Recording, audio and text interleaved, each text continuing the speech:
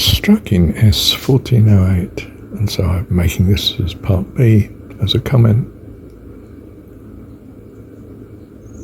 that heaven was an idolizing of commonwealth.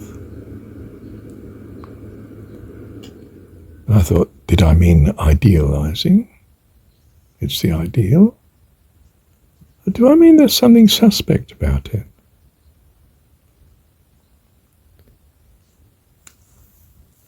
My reflection is that what we appreciate of heaven is the love,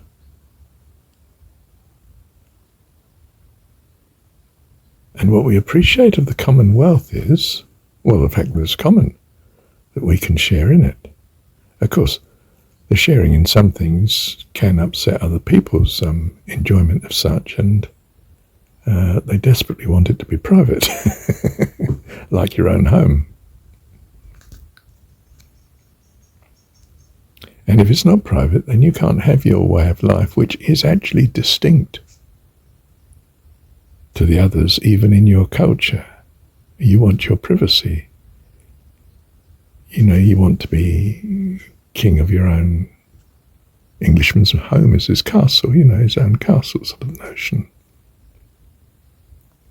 What really gives heaven its validity is the love. And the love is seen as coming from God, that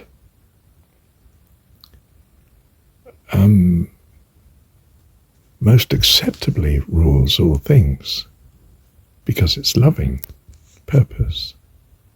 He loves us as his children, and we have the notion that ideally children are loved wonderfully by their parents.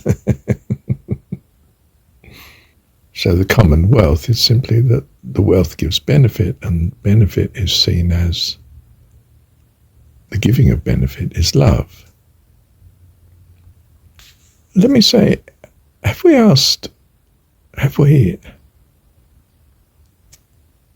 of God love?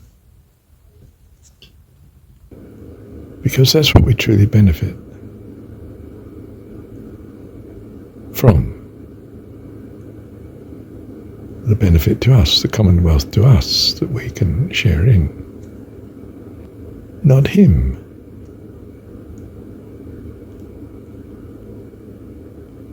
Ah, you mean, is heaven a selfish thing? It's purely self-interest.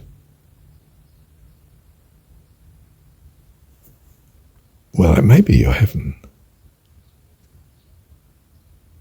but it's not in some sense the ideal. For the ideal is understood to be that which embraces others as well, in a benefit to them, not just oneself. And that's very much what's in the family.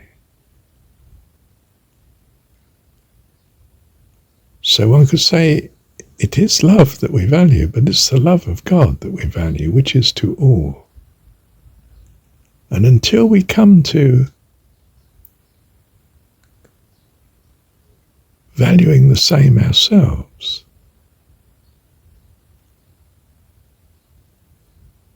well, we're not appropriate to heaven until then. For there is a great need for all, not just us, if you like to be happy and loved and cared for. And until we have that value, that desire too, that yearning, that motivation, we're not appropriate to being in heaven. And we suffer accordingly. And not as punishment, consequence of blame, but simply as consequence of not yet being mature enough for heaven.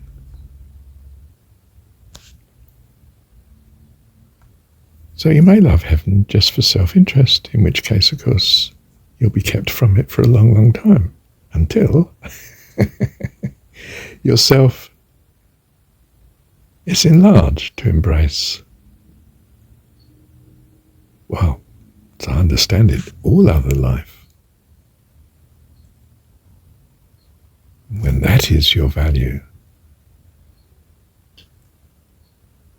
your value is the core of who you are,